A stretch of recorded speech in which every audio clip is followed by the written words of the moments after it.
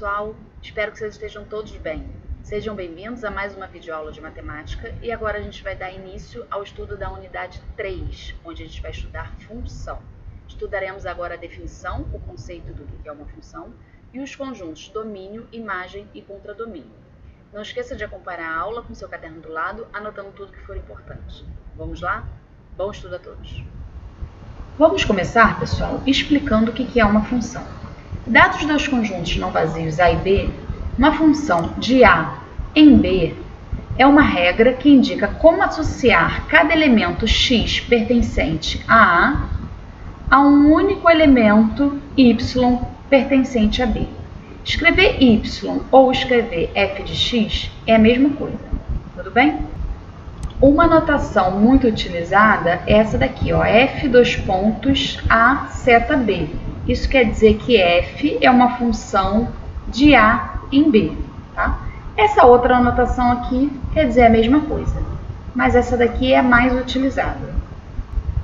Então, vamos ver um exemplo. A função que associa cada número real ao seu dobro. E podemos escrever que f vai de A para B e é dada pela regra f de x igual a 2x. Então, aqui eu tenho o conjunto A e o conjunto B.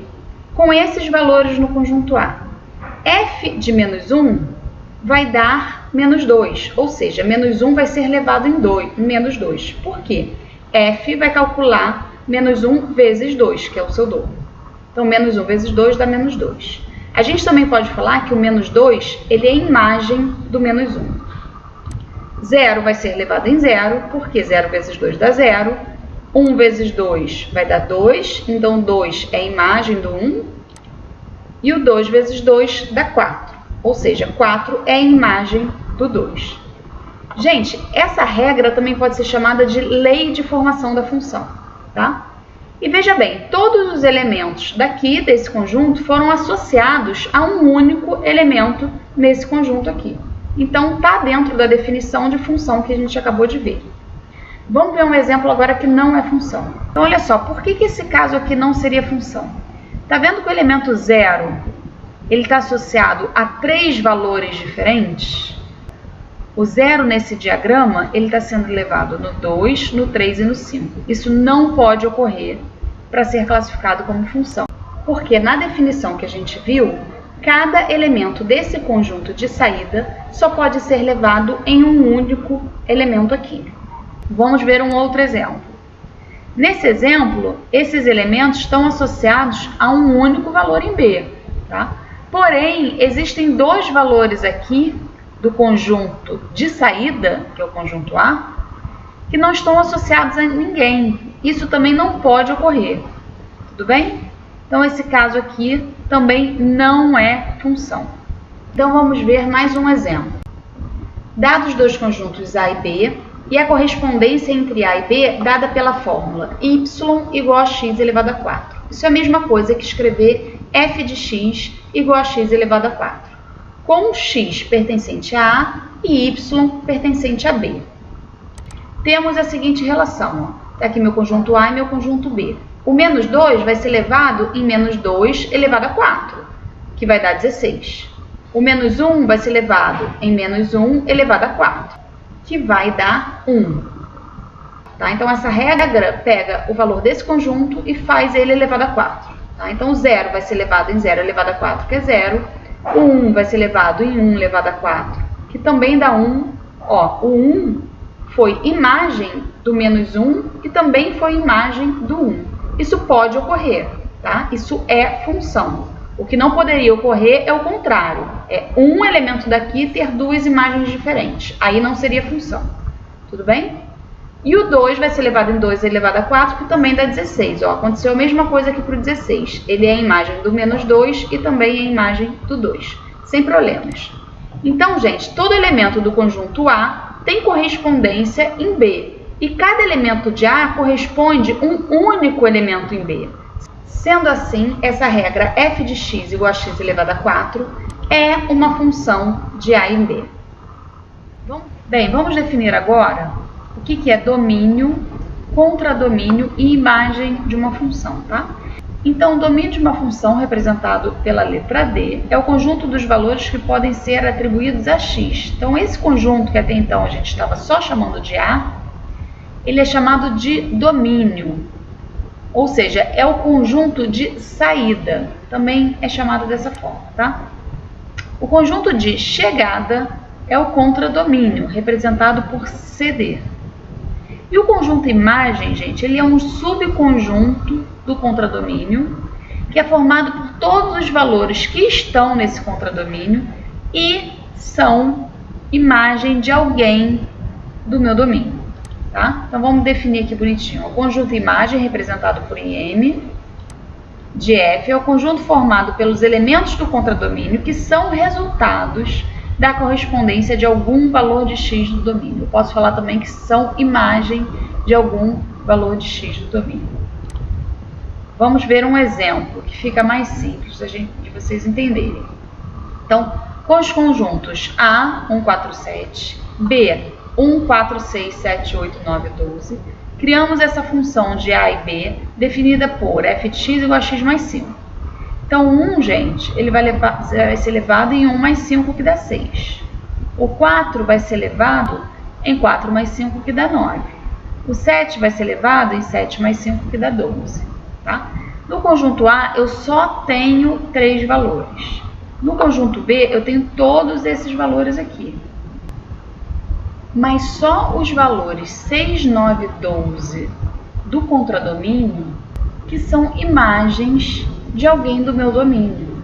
Ou seja, o meu conjunto imagem vai ser formado por esses 3 valores, tá? Então, o meu contradomínio é esse conjunto B inteiro, que inclui o 6, 9 e 12 também. Então, 1, 4, 6, 7, 8, 9 e 12. Tá? Ele é dado no enunciado. E o conjunto imagem vai ser esse aqui destacado em azul, que tem os elementos 6, 9 e 12. Então, a nomenclatura que a gente usa é essa. IM para o conjunto imagem, CD para o contradomínio e D para o domínio.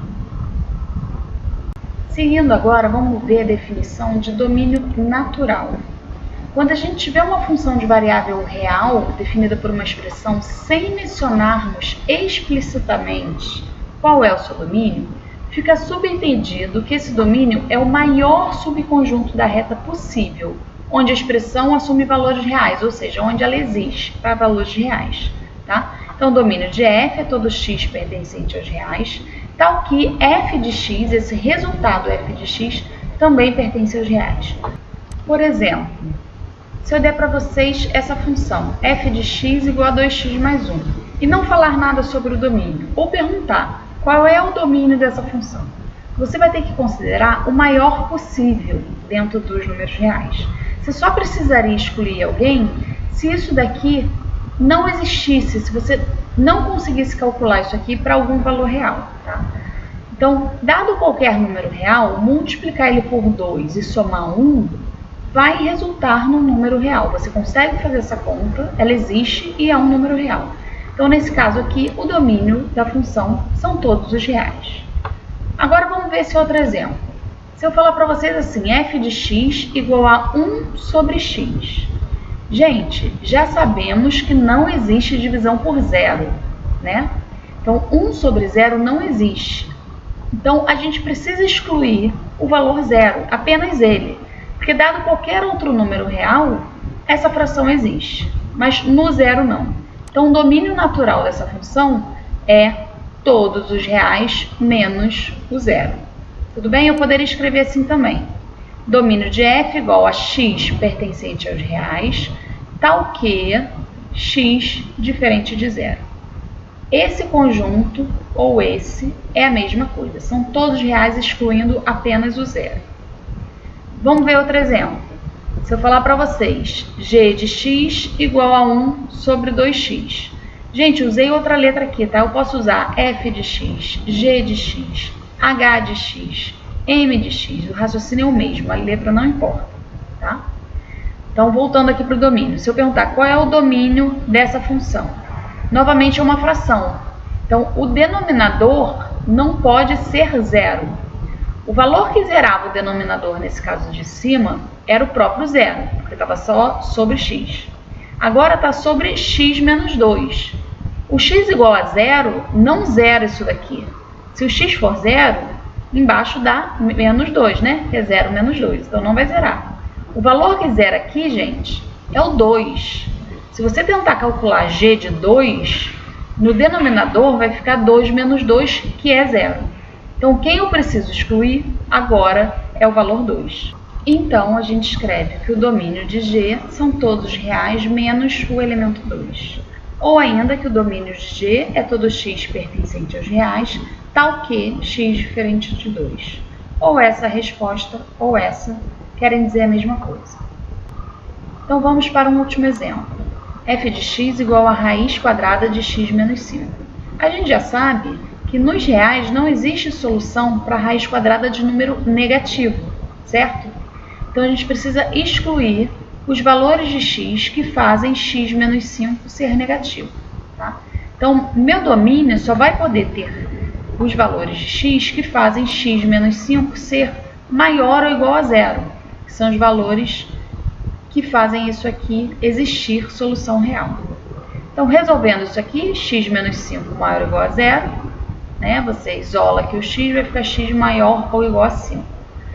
Então, o meu domínio vai ser todo x real, tal que x maior ou igual a 5. Ou eu poderia escrever isso em forma de intervalo de reta também. X pertencente ao intervalo que vai do 5 fechado, que inclui o 5, até o mais infinito.